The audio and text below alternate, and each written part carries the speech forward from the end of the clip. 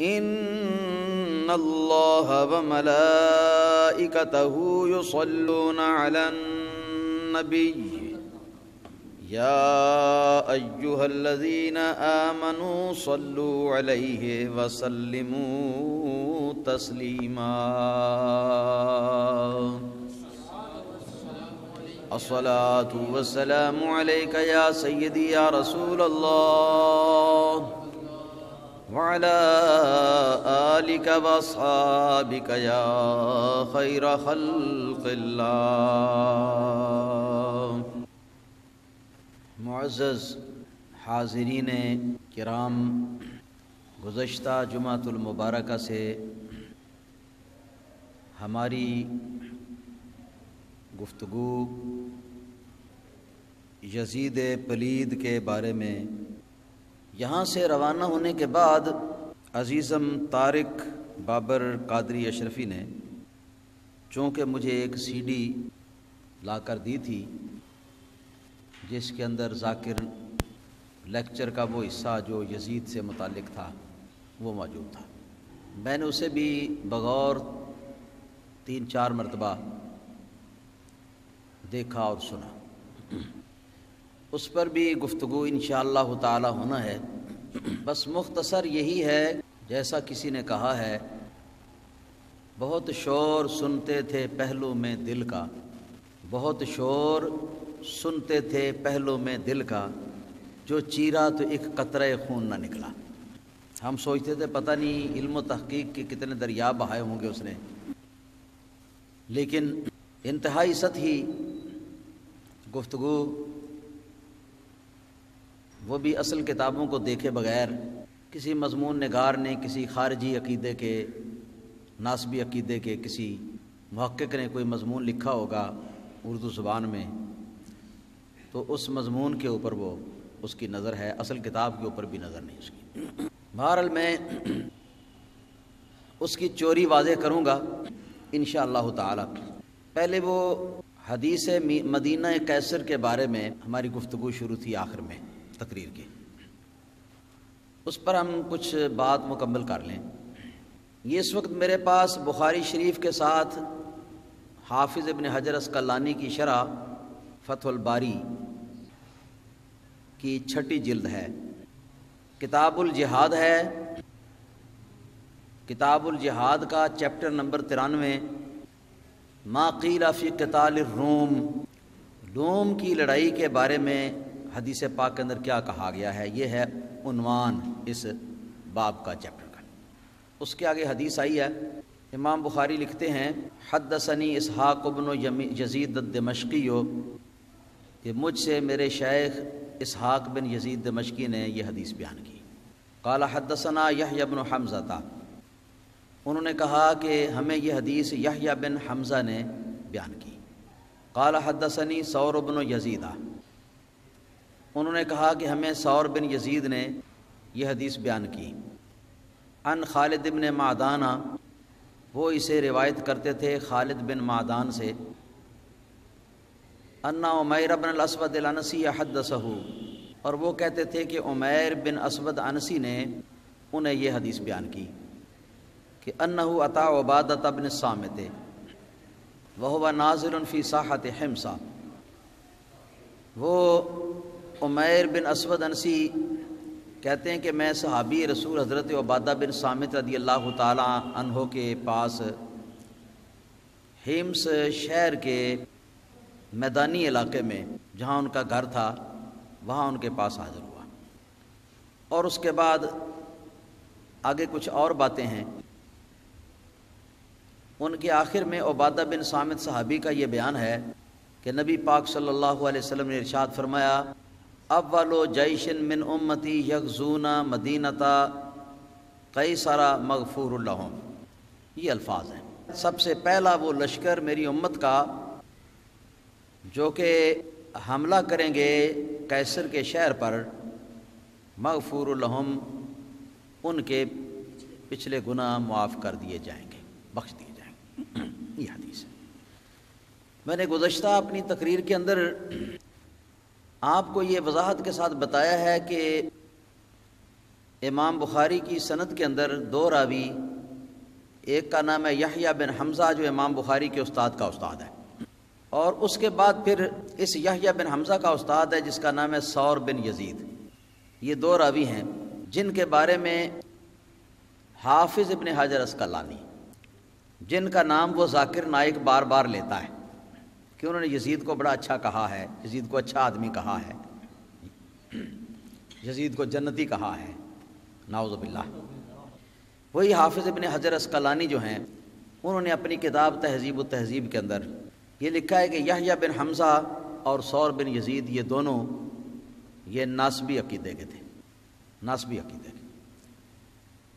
ناسبی وہ بدعقیدہ لوگ ہیں جو صحابہ کرام کی محبت کے دعوے کے ساتھ نبی کریم صلی اللہ علیہ وسلم کے اہل بیت کرام کی شان کے ساتھ بغض رکھتے ہیں اور ان کی شان میں تنقید کرتے ہیں، اور یہی گروہ یزید کا بھی مدعا ہے، اس لیے کہ یزید کے دور حکومت میں اہل بیت کرام کے ساتھ بہت زیادہ توہین آمیز سلوک کیا گیا تھا۔ اور ان میں جو دوسرا ہے ثور بن یزید جس کا نام ہے، اس کے بارے میں تو حافظ ابن حجر اسقلانی نے یہ واقعہ بھی نقل کیا ہے کہ یہ اگر کسی مجلس میں ہوتا اور اس مجلس میں حضرت علی مرتضیٰ رضی اللہ تعالیٰ عنہ کا ذکر پاک آتا تو یہ شخص وہاں سے اٹھ کر چلا جاتا، یہ کہتا ہوا کہ چھوڑو جی، میں نہیں اس کا نام سننا چاہتا، اس نے تو جنگ صفین کے اندر میرے دادے کو قتل کیا تھا، یعنی حضرت علی نے رضی اللہ عنہ۔ اور میں نے یہ بھی بتایا تھا کہ محدثین کا اصول ہے کہ اگر کوئی بد مذہب حدیث کو روایت کرے تو دو شرطوں کے ساتھ قبول ہے، دو شرطوں کے ساتھ، جبکہ وہ بد مذہب سچا ہے، یعنی اپنے عقیدے کے مطابق وہ متقی ہے، پرہیزگار ہے، سچ بولنے کی پابندی کرتا ہے اور جھوٹ بولنے کی عادت نہیں رکھتا، تب اس کے بعد دو شرطیں اور ہیں، وہ دو شرطیں پائی جائیں گی تو اس کی حدیث قبول ہوگی، ورنہ قبول نہیں ہوگی۔ پہلی شرط، اور یہ بات بھی حافظ ابن حجر اسقلانی ہی نے اپنی کتاب شرح نخبۃ الفکر کے اندر لکھی، کہ وہ بد مذہب ایسا نہ ہو کہ جس کی بد مذہبی حد کفر تک پہنچی ہو، اگر کفر تک پہنچ گئی تو اس کی روایت کسی بھی حال میں قابل قبول نہیں۔ اور دوسری شرط یہ ہے کہ بد مذہب کی بیان کردہ وہ روایت جو ہے اس سے اس بد مذہب کے اپنے عقیدے کو تقویت نہ پہنچتی ہو، اگر اس کے اپنے عقیدے کے کسی بات کو تقویت اس کی حدیث بیان کردہ حدیث سے پہنچتی ہے تو تب اس کی حدیث جو ہے وہ بھی اس سوچ کی بنا پر، اس شبہ کی بنا پر کہ شاید اس نے اپنے بد مذہبی کو رواج دینے کے لیے، اپنے بد عقیدے کو پھیلانے کے لیے اس نے شاید اپنے پاس سے نہ گھڑ لی ہو، اس شبہ کی بنیاد پر اس کی وہ حدیث قابل قبول نہیں۔ تو یہ ایک اصولی بات ہے کہ اگر اس حدیث سے یزید کی کوئی فضیلت نکلتی ہے، ناسبیوں کے پیشوا کی، ناسبیوں کے پیشوا کی اگر کوئی اس سے فضیلت یا منقبت نکلتی ہے تو اس صورت میں یہ حدیث جو ہے اصول محدثین کے مطابق یہ قابل قبول ہے ہی نہیں، اس لیے کہ دو ناسبی راوی ہیں اور ان کی روایت مقبول تھی اس شرط پر کہ ان کے بد عقیدے کو تقویت نہ ملتی ہو اس حدیث سے، اور چونکہ اس حدیث سے وہ تقویت اپنے بد عقیدے کو پہنچا رہے ہیں، اس وجہ سے ان کی حدیث جو ہے یہ رد ہے، یہ حدیث مردود ہے، یہ قابل قبول نہیں۔ تو یہ ابتدائی گفتگو تھی، یہ سارا پچھلی گفتگو کا خلاصہ میں نے عرض کیا ہے تاکہ آپ کے ذہن کے اندر ایک تازہ بنیاد آ جائے۔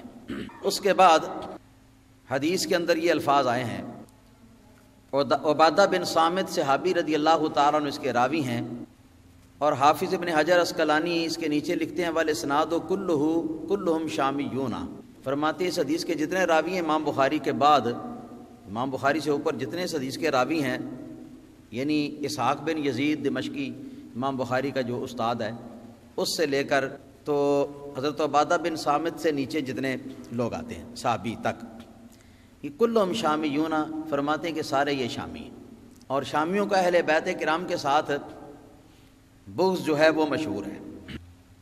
تو حدیث سرے سے قابل قبول ہی نہیں، لیکن پھر بھی اس کے الفاظ کے بارے میں گفتگو کرنا چاہ رہا تھا۔ تو اس کے الفاظ یہ آئے ہیں، اول جیش من امتی یغزون مدینۃ قیصر مغفور لهم، اول جیشن سب سے پہلا لشکر، من امتی میری امت میں سے، یغزون جو حملہ کریں گے، مدینہ قیصرہ قیصر کے شہر پر، مغفور لہم ان کے سابقہ گناہ معاف کر دیے جائیں گے۔ یہ حدیث کے الفاظ ہیں اور ان کا سلیس ترجمہ۔ تو شارحین نے یہ لکھا ہے اور بہت سارے مورخین نے لکھا ہے کہ مدینہ قیصر کہا گیا ہے، یہاں مدینہ قیصر پر چڑھائی کریں گے۔ مدینہ کہتے ہیں شہر کو، اور قیصر جو ہے وہ لقب ہے سلطنت روما کبریٰ کا، جو عیسائیوں کی سلطنت اس زمانے میں تھی، اس کے سربراہ کا لقب ہے قیصر۔ تو معنی ہوا کہ قیصر کے شہر پر جو سب سے پہلا لشکر میری امت کا حملہ آور ہوگا، بات ان کی۔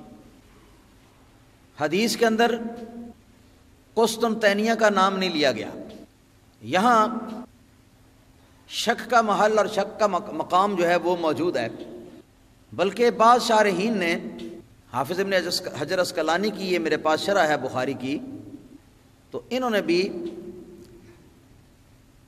یہ لکھا ہے کہ رسول اللہ صلی اللہ علیہ وآلہ وسلم کے زمانے میں حمص شہر جو ہے، حمص آج کل ملک شام میں، حمص شہر جو ہے یہ قیصر روم کا شہر کہلاتا تھا رسول اللہ صلی اللہ علیہ وسلم کے زمانے میں۔ لہٰذا کئی ایک حدیث کے شارحین علماء نے اس سے یہ لیا ہے، یہ قیصر کے شہر سے مراد شہر حمص ہے، جو نبی پاک صلی اللہ علیہ وسلم نے جب یہ بات ارشاد فرمائی تھی اس زمانے کے اندر جو اس کا شہر تھا وہ ہے، اور وہی مراد ہے۔ اور جہاں تک اس کا حال ہے، سلطنت عثمانیہ میں حضرت عثمان ذو النورین کے دور حکومت میں حضرت امیر معاویہ رضی اللہ تعالیٰ عنہ تھے پہلے وہ شخص کہ جنہوں نے حمص پر چڑھائی کی تھی، حضرت امیر المومنین عثمان رضی اللہ تعالیٰ عنہ کے حکم کے مطابق۔ تو تب اس حدیث کا مصداق وہ ہوئے، اس زمانے کے اندر یزید ابھی بہت چھوٹا بچہ تھا، جنگ میں جانا تو اس وقت اس کی عمر کی پوزیشن نہیں تھی۔ اور حدیث کے جو لفظ ہیں یہ کچھ شارحین نے حمص کا شہر جو ہے یہ اس اعتبار سے لیا ہے کہ جس وقت رسول اللہ صلی اللہ علیہ وسلم نے یہ الفاظ فرمائے تھے نا، اس وقت حمص شہر یہ پایہ تخت تھا ادھر عرب ملکوں میں، یہ کس کا؟ یہ شہنشاہ روم کا، قیصر کا۔ تو اس بنا پر انہوں نے اس کو لیا، کیونکہ قسطنطنیہ تو اس زمانے میں وہ قیصر کا پایہ تخت تھا ہی نہیں، اس کا شہر تھا ہی نہیں۔ اور اگر بات مراد لینی ہے بعد کے زمانے کی جس پر ثبوت کوئی نہیں، تو چلو ہم بات کرتے ہیں۔ روم شہر موجودہ اٹلی کے اندر ہے، یہ تھا دراصل پایہ تخت سلطنت روما الکبریٰ کا، اس لیے سلطنت روما اسی شہر کے نام کی وجہ سے اس کو کہتے تھے۔ اور اتنا دور تک یہ نکل کے چلا گیا ہوا تھا، افریقہ پر اس کا قبضہ تھا، اور افریقہ کے بعد جا کے عرب کے اوپر، عرب کے بعد ممالک کے اوپر ان کا قبضہ تھا۔ اس زمانے کے اندر شام میں ان کا قبضہ تھا، اردن میں ان کا قبضہ تھا۔ تو ایک تو وہ شہر روم اس کا شہر کہلاتا تھا، جہاں اس نے اپنے لیے ریسٹ ہاؤس بنائے ہوئے تھے، اپنا اس کی رہائش بھی تھی۔ اس کے بعد پھر حمص شہر کے اندر اس نے بنایا کہ چاہے جب عرب والے علاقے کا دورہ کرنے کے لیے آئے تو یہاں حمص شہر کے اندر آ کے تو وہ ٹھہرے، وہاں پر اس نے اپنا ایک گھر بنایا ہوا تھا اور جو بھی سرکاری ضروریات ہوتے ہیں وہ۔ تو اس کے علاوہ نبی کریم صلی اللہ علیہ وسلم کی وفات کے بعد جو شہر دمشق ہے یہ بھی قیصر کا شہر کہلاتا تھا، کہ یہاں بھی اسی طرح کا اس کا ایک مرکز تھا بنا ہوا رہائشی۔ تین ہو گئے، اور ایک مرکز تھا ترکیہ میں جو موجودہ شہر استنبول جس کو کہتے ہیں، استنبول۔ جب مسلمانوں نے اس کو فتح کیا تو اس کا نام انہوں نے رکھا اسلام بول، ترکی زبانی میں اسلام بول نام رکھا. اسلام بول کا لفظ کثرت استعمال سے استنبول بن گیا. لوگوں نے بولنے میں غلطی کی اور عوام کی زبان پر استنبول چڑھ گیا، تو آج کل استنبول جو ہے نا وہی آج کل مشہور ہے. لیکن جب مسلمانوں نے اس کو فتح کیا اس سے پہلے اس کا نام تھا قسطنطینیہ. قسطنطینیہ کہ ایک زمانہ تھا کہ جس زمانے کے اندر جو عیسائیوں کا وہ حکومت کا سربراہ ہوتا تھا اس کا لقب قسطنطین ہوتا تھا. اس کا لقب قسطنطین ہوتا تھا. چنانچہ قسطنطین نے جو ان کا امیر ہے اس نے یہ شہر آباد کیا تھا، لہذا اس کے نام پر قسطنطینیہ بن گیا. یہ ایک بادشاہ تھا ان کا. تو اب ہمیں تاریخ کے اندر یہ 4 شہر ایسے ملتے ہیں کہ ان سب کو، ان میں سے ہر ایک کو مدینہ کیسر کا شہر کہہ سکتے ہیں، ہے نا جی. نمبر 1 شہر روم، نمبر 2 شہر ہمس، نمبر 3 دمشق. دمشق دال کے نیچے زیر کے ساتھ ہے، میم کے اوپر زبر کے ساتھ ہے. دمشق جو کہتے ہیں میم کے ساتھ، میم کے اوپر زیر پڑھ کے، تو وہ غلط العام ہے، عوامی غلط ہے، صحیح نہیں. دمشق، اسی لیے انگلش میں اس کو کہتے ہیں دمسکس. ڈمسکس میم کے اوپر زبر ہے، دال کے نیچے زیر. اور چوتھا ہمس، چوتھا قسطنطینیہ. یہ 4 شہر ہیں کہ سارے یہ کیسر کے شہر ہیں. اب حدیث کے اندر کسی شہر کا نام تو لیا نہیں، کیسر کا شہر کہا ہے، اس شہر کا نام نہیں لیا.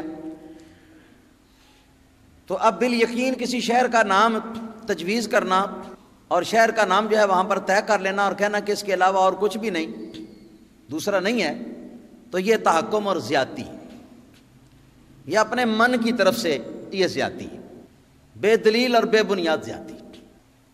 تو اب اگر ہمس شہر کو مراد لیا جائے تو ہمس شہر جو ہے وہاں چڑھائی حضرت عثمان ذو النورین کے دور خلافت میں حضرت امیر معاویہ رضی اللہ تعالیٰ عنہ کی کمانڈ کے اندر لشکر جو ہے وہ پہلے اس نے چڑھائی کی تھی اور چڑھائی کر کے وہ اس کو فتح کر چکا تھا.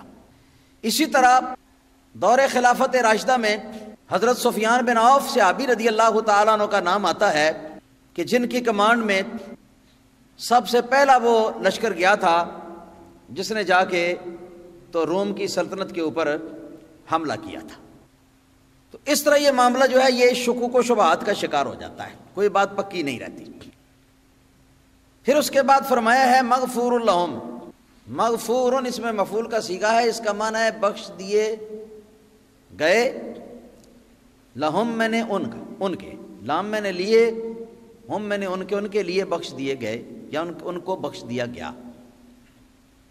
یہ ہے اس کا لفظی معنی. اب اس سے وہ ذاکر نائک اینڈ کمپنی وہ اس کا معنی کرتے ہیں جنتی ہونے کے ساتھ، جنتی ہونے کے ساتھ. حالانکہ یہاں جنتی کا لفظ نہیں ہے، نہ جنت کا لفظ ہے، نہ جنتی کا، نہ یزید کا ہے، نہ جنت کا ہے، دونوں لفظ یہاں پر موجود نہیں ہیں.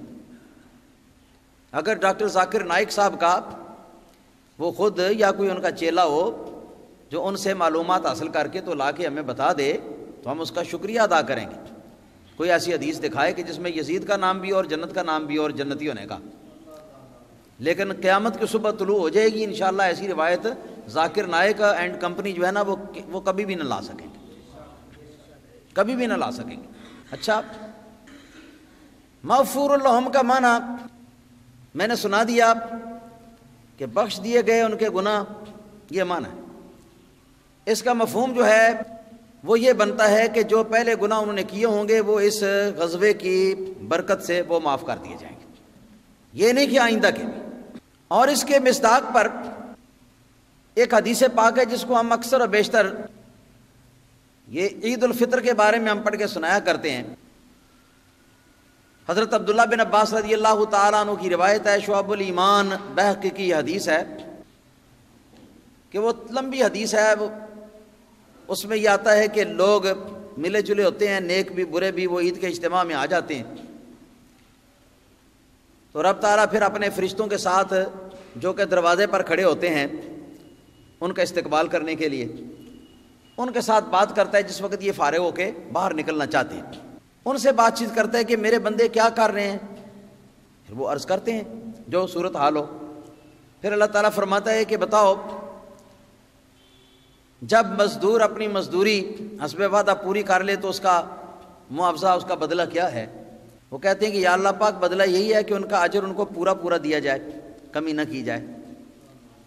پھر اس کے بعد کچھ اور باتیں آتی ہیں، یہاں تک کہ اس حدیث پاک کے اندر نبی پاک صلی اللہ علیہ وسلم فرماتے ہیں آخر میں فَيَرْجِعُونَ، جس وقت یہ اپنے گھروں کی طرف واپس لوٹ کے جاتے ہیں، فَيَرْجِعُونَ مَغْفُورًا لَهُمْ، وہی لفظ جو یہاں ہے، جب لوٹ کے جاتے ہیں تو ان کے گناہ بخش دیے گئے ہوتے ہیں.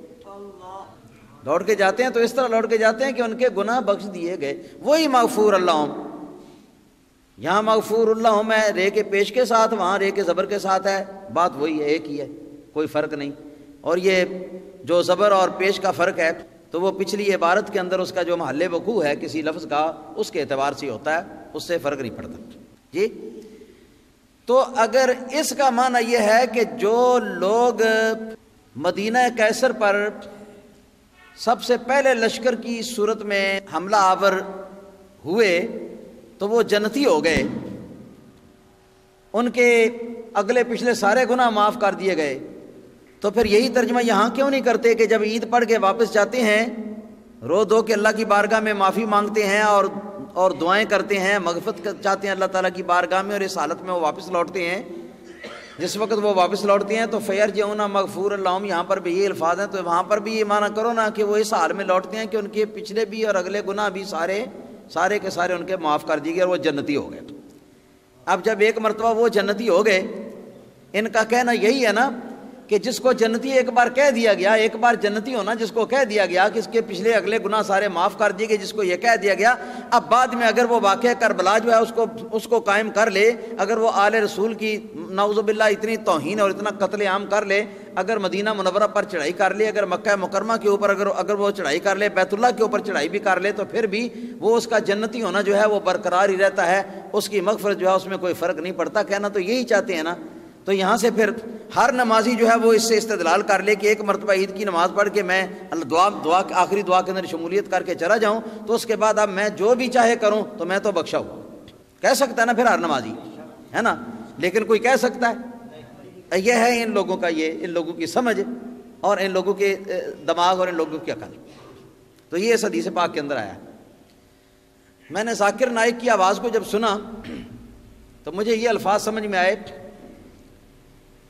اس نے یہ کہا کہ میں نے یزید کے بارے میں کچھ کہہ دیا تو اس پر بڑا شور اٹھا ہے، اور پاکستان کے لوگ جو ہیں وہ پاکستان کا نام بھی لیا ہے، پاکستان کے لوگوں نے یہ کہا کہ اس کو بائبل اور وید کا علم ہے، اس کو قرآن حدیث کا علم نہیں، تو اس وجہ سے یہ ایسی بہکی باتیں کرتا ہے. یہ خود اس نے بتایا.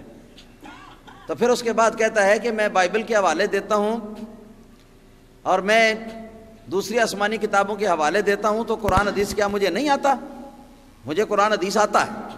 پھر وہ کہتا ہے، اس کے بعد کہتا ہے کہ لو اب سنو. پھر تو اس موقع پر اس نے یہ حدیث پڑھی ہے، اور افسوس کی بات یہ ہے کہ اس نے بخاری کا نام لیا ہے، کہا ہے کہ بخاری نے اپنی کتاب کے اندر یہ حدیث جو ہے یہ بیان کی ہے، لیکن اس کے بعد حدیث کے الفاظ بھی جو اصل الفاظ ہیں ان الفاظ کو بھی پڑھنے کی اس کو توفیق نہیں ملی.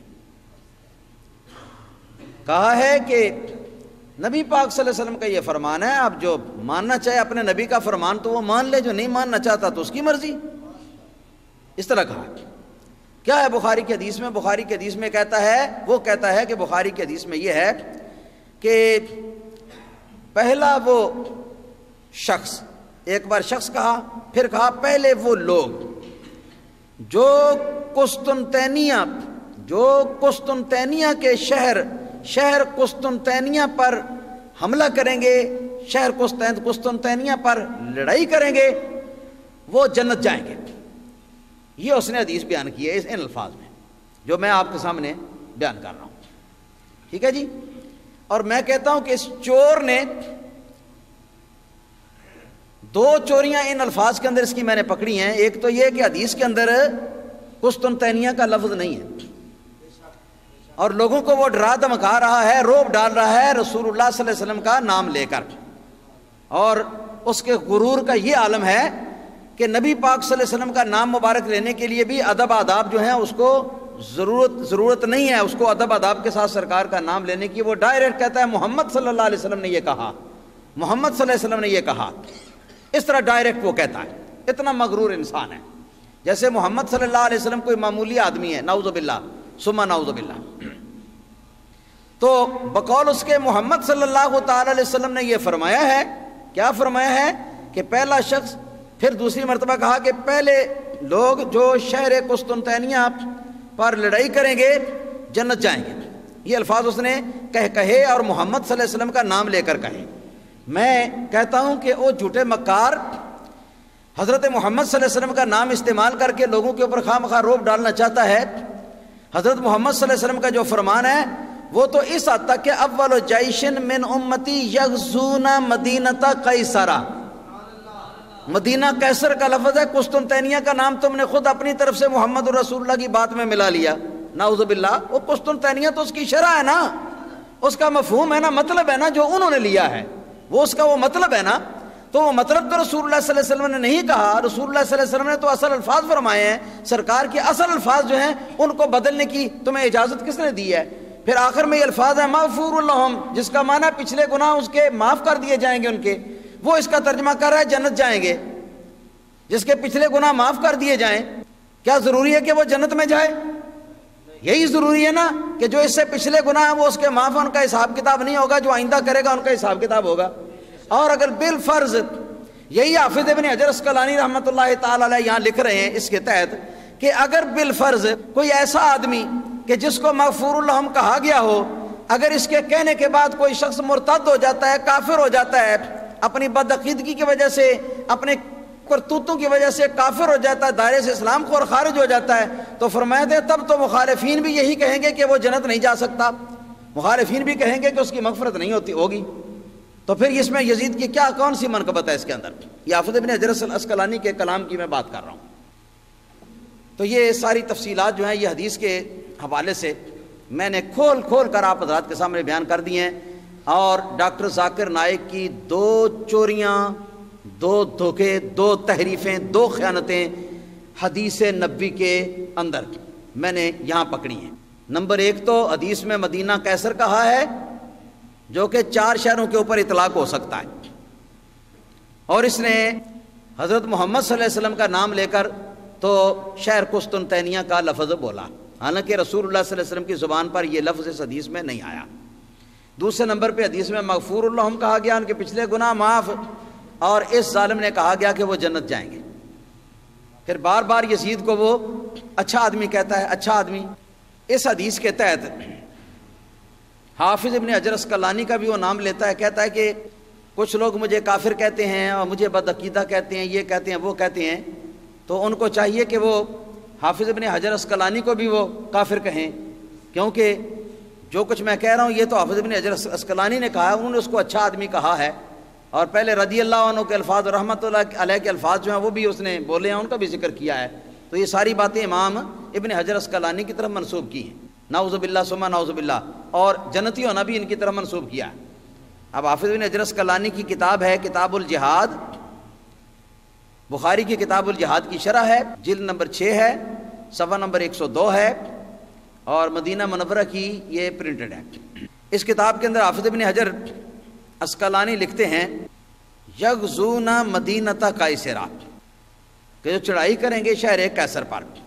حافظ ابن حجر اسقلانی کہتے ہیں قال المحلب, محلب ایک شارح ہے جس نے حدیثوں کی کوئی شرح لکھی, اس کا نام لکھ کر تو کہتے ہیں کہ فی حاضل حدیث منقبۃ لولد معاویہ یزیدہ.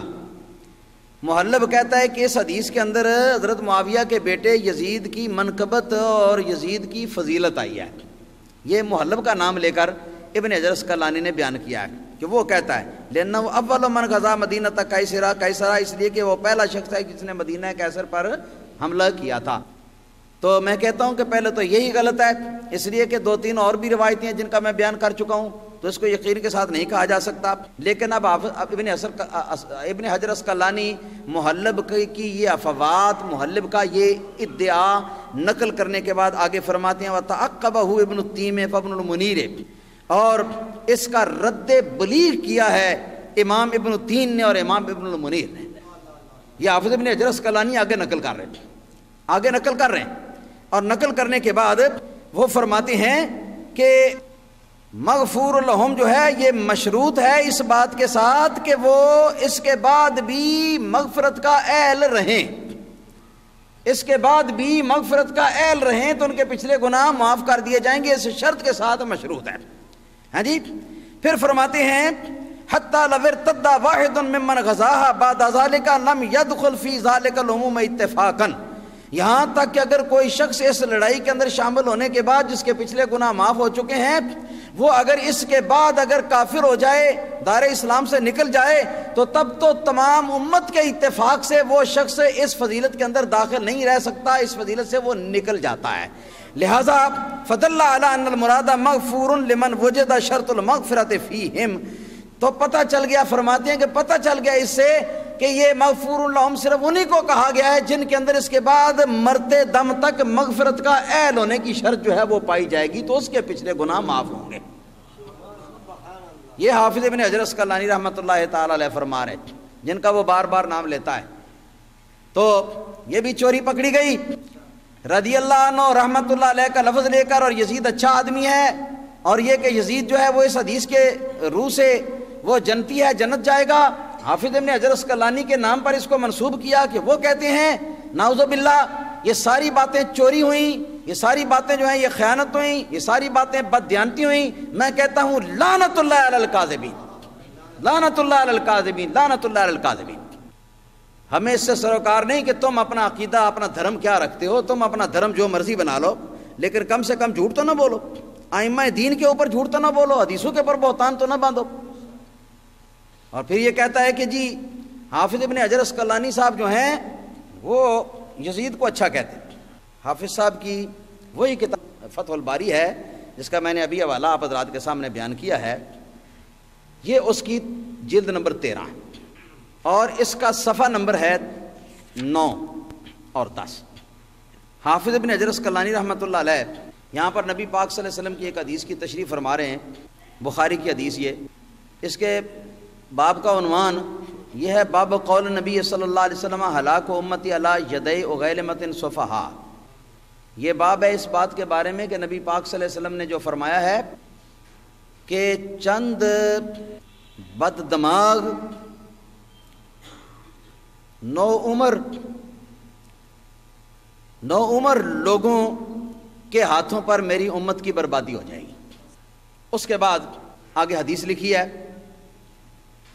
ترتیب کے لحاظ سے اس حدیث کا نمبر جو ہے وہ ہے 7058. حضرت ابو ہریرہ رضی اللہ تعالیٰ عنہ کی روایت ہے.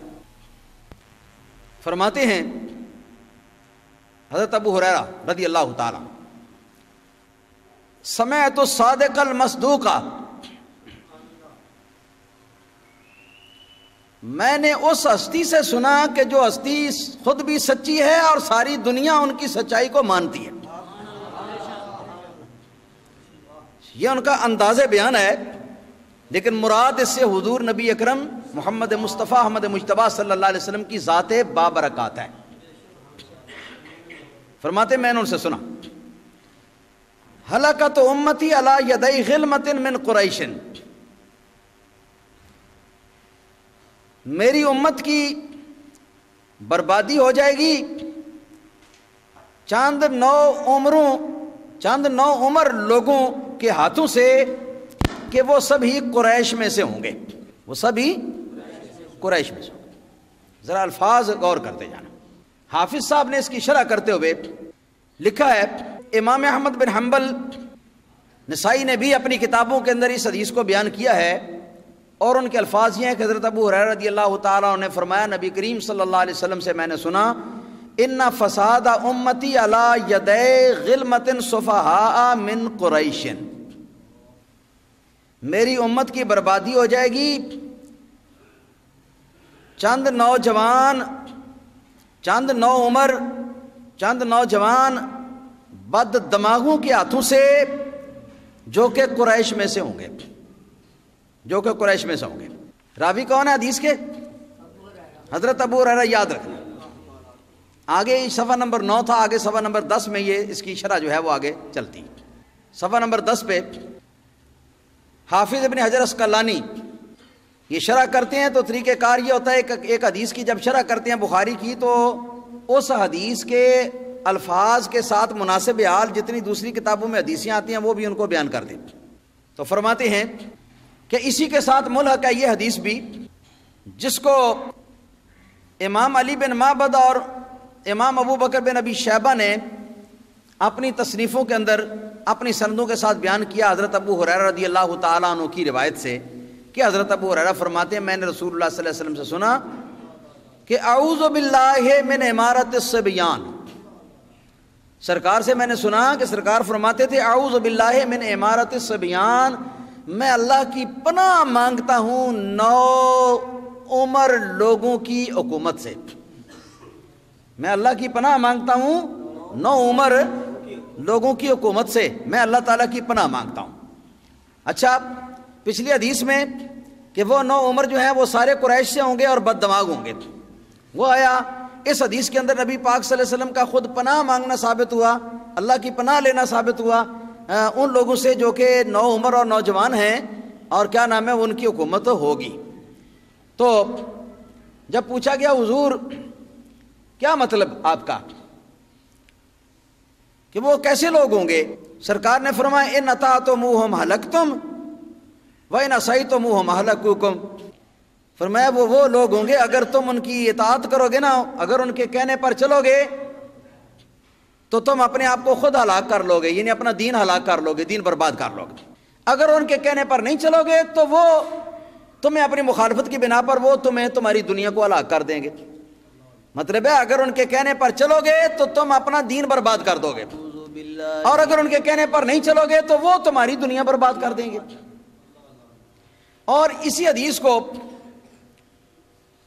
حافظ ابو یعلا موصلی رضی اللہ تعالیٰ عنہ نے اپنی مسند کے اندر متعدد الفاظ کے ساتھ یوں روایت کیا. جی سنو، حضرت ابو ہریرہ ہی راوی، حضرت ابو ہریرہ رضی اللہ تعالیٰ عنہ ارشاد فرماتے ہیں کہ رسول اللہ صلی اللہ علیہ وسلم نے ارشاد فرمایا تعوذوا باللہ من امارت الصبیان نہ من سنت 70 من سنت 60 ومن امارت الصبیان.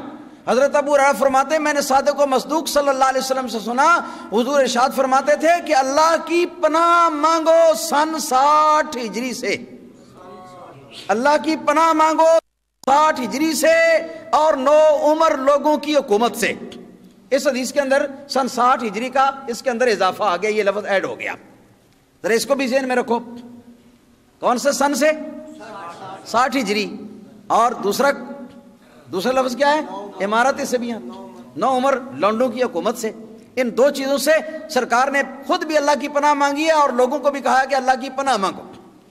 چنانچہ سرکار دو عالم صلی اللہ علیہ وسلم کے اس فرمان کے مطابق حافظ صاحب ایک اور حدیث نقل کرتے ہیں مصنف ابن ابی شیبہ کی، اس میں فرماتے ہیں کہ ان ابا ہریرہ کان یمشی فی السوق ویقول اللہم لا تدرکنی سنۃ 60 والا امارت الصبیان. حضرت ابو ہریرہ رضی اللہ تعالیٰ عنہ اپنی اخیر عمر میں بازار کے اندر پھرتے ہوئے بھی جب دیکھے جاتے تھے تو منہ پر ان کے یہی الفاظ ہوتے تھے کہ یا اللہ پاک سن 60 ہجری سے اور 9 عمر لونڈوں کی حکومت سے مجھ کو پہلے اٹھا لینا. سن 60 ہجری کے آنے سے اور 9 عمر لونڈوں کی حکومت سے کے آنے سے پہلے مجھے دنیا سے اٹھا لینا، اے اللہ پاک اس سے مجھے بچا لینا. یہ حضرت ابو ہریرہ رضی اللہ تعالیٰ عنہ نبی پاک صلی اللہ علیہ وسلم کے اس حکم کی تعمیل کر رہے ہیں، اس حکم کی تعمیل کر رہے ہیں. اب پھر یہ حدیثیں پوری ہو گئیں.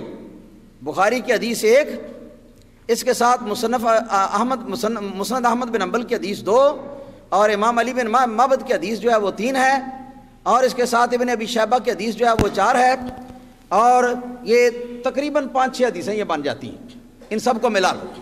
اچھا جی، اور حضرت ابو ہریرہ رضی اللہ تعالیٰ عنہ اسی حدیث کو ایک دوسرے مقام پر بیان فرماتے ہیں اور بخاری میں اس کو لکھا ہے، اور اس میں یہ لکھا ہے کہ آپ فرماتے تھے آخر میں لو حدثت بہ لقطعتم ھذا البلعوم. آپ بات کرتے تھے بنو امیہ سے، بنو امیہ کے 9 عمروں سے بات کرتے تھے اور مروان جیسے لوگوں سے بات کرتے تھے، اور بات کر کے کہتے تھے یہ حدیث بیان کرتے تھے، اور بیان کرنے کے بعد وہ پوچھتے تھے کہ وہ کون ہیں، پھر یہ بھی کہتے تھے کہ لعنت ہو ان پر، مروان کا خود لعنت کرنا، یہ حدیث سن کر ثابت ہے کہ ان پر اللہ کی لعنت ہو، وہ کون ہے؟ تو حضرت ابو ہریرہ رضی اللہ تعالیٰ عنہ جواب کے اندر یہ ارشاد فرماتے تھے کہ لو حدثت بہ، اگر میں ان کے نام تمہارے سامنے چاہوں تو ان کے باپوں کے، ان کے نام نسب سارے میں ان کے سامنے تمہارے سامنے بیان کر سکتا ہوں، لیکن اگر میں اس کا بیان تمہارے سامنے کروں لقطعتم ھذا البلعوم، تو تم میرا یہ حلقوم کاٹ دو، میرا گلا کاٹ دو گے، میرا گلا کاٹ دو گے اگر میں ان کے نام لوں گا۔ تو پتہ چلا کہ حضرت ابو ہریرہ بہت کچھ جانتے تھے نبی پاک صلی اللہ علیہ وسلم کے بتانے کی وجہ سے ان کے بارے میں۔ اب دیکھو اس دجال ذاکر نائک کو بھی بتا دو، جو حافظ ابن حجر عسقلانی رحمۃ اللہ تعالی علیہ کو یزید کو رضی اللہ تعالیٰ عنہ کہنے، رحمۃ اللہ علیہ کہنے اور جنت میں جانے، یزید کے جنت کے اندر جانے کے بارے میں ان کو تہمت لگاتا ہے اور ان کا بار بار نام لیتا ہے، نعوذ باللہ ثم نعوذ باللہ۔ یہ ساری حدیثیں حافظ ابن حجر عسقلانی نقل کر رہے ہیں، اور نقل کرنے کے بعد آپ یہ فرماتے ہیں کہ والذی یظہر ان المذکورین من جملتہم، کچھ لوگوں کے نام لیے جو یزید کے بعد ہوئے ہیں، مروان وغیرہ، ان کے نام لیے اور اس کی اولاد کے نام لیے جو بعد میں حکمران ہوئے ہیں، تو کہتے ہیں کہ یہ سارے کے سارے جو ہیں یہ اسی حدیث کا مصداق ہیں، اسی حدیث کا مصداق ہے۔ پھر فرماتے ہیں وَأَنَّ أَوَّلَهُمْ يَزِيدُ، آپ نے فرمایا کہ بے شک ان میں سے پہلا وہ گنڈا نوجوان بد دماغ قریش میں سے سب سے پہلا جس کی حضور نے پیشین دی گئی ہے، سب سے پہلا ان میں سے یزید ہے۔ ان اولہم یزید، یہ حافظ ابن حجر عسقلانی یہ فرما رہے ہیں کہ ان میں سے پہلا امت محمدیہ کو برباد کرنے والا، امت محمدیہ کو ہلاک کرنے والے جو قریش کے خاندان میں سے حکمران نبی پاک صلی اللہ علیہ وسلم نے بتایا کہ آئیں گے، ان میں سے پہلا جو ہے وہ یزید لعین ہے، یزید لعین، یزید یزید یزید۔ یہ حافظ ابن حجر عسقلانی کا یزید کے بارے میں، یزید کے بارے میں نظریہ۔ کما دل علیہ قول ابی ہریرہ، فرماتے ہیں کہ اسی پر حضرت ابو ہریرہ کی وہ حدیث بھی دلالت کرتی ہے، راس الستین و امارۃ الصبیان، جو حضرت ابو ہریرہ رضی اللہ تعالیٰ نے حدیث بیان کیا نا کہ رسول اللہ صلی اللہ علیہ وسلم نے فرمایا کہ اللہ تعالیٰ کی پناہ مانگو سن 60 ہجری سے اور 9 عمروں کی حکومت سے، تو یہ سن 60 ہجری کا لفظ اس حدیث میں، اور اسی طرح ابو ہریرہ کا بازاروں میں چلتے ہوئے بھی یہ دعا کرنا کہ یا اللہ میں سن 60 ہجری سے تیری پناہ مانگتا ہوں، اور 9 عمر لونڈوں کی حکومت سے جو قریش میں سے ہوں گے تیری پناہ مانگتا ہوں۔ حضرت ابو ہریرہ کے یہ الفاظ جو ہیں ان کے اندر بھی 60 کا لفظ ہے جس کا معنی ہے 60، تو فرماتے ہیں کہ ابو ہریرہ کی 2 حدیثوں میں 60 کا لفظ اور اس کے ساتھ 9 عمر نوجوانوں کی حکومت کا لفظ جو ہے، یہ 2 لفظ جو ہیں یہ دونوں الفاظ جو ہیں یہ بتاتے ہیں کہ ان سب میں سے پہلا یزید تھا، اس لیے کہ یزید ہی وہ شخص ہے جو کہ سن 60 ہجری میں تخت حکومت کے اوپر بیٹھا ہے۔ سن 60 ہجری میں حضرت امیر معاویہ تو وفات پا گئے تھے، اور سن 60 ہجری میں تخت حکومت پر کون بیٹھا اور کون حکومت پر آیا؟ وہ یزید تھا، تو پکڑا گیا حدیث پاک کی روشنی کے اندر۔ تو یہ نظریہ ہے حافظ ابن حجر عسقلانی رحمۃ اللہ تعالی علیہ کا۔ اب میں کچھ مزید عرض نہیں کر سکتا، وقت میرا پورا ہو چکا ہے، ان الفاظ کے اوپر میں بات کو ختم کرتا ہوں اس وقت۔ انشاءاللہ تعالی آئندہ جمعۃ المبارکہ یزید کے کردار کے بارے میں میں کچھ حدیث کی معتبر کتابوں سے عرض کروں گا اور کچھ مزید حدیثیں عرض کروں گا، تاکہ یہ ڈاکٹر ذاکر نائک کا پورا مکمل اس کے افواد کا آپریشن ہو جائے۔ وآخر دعوانا الحمدللہ رب العالمین۔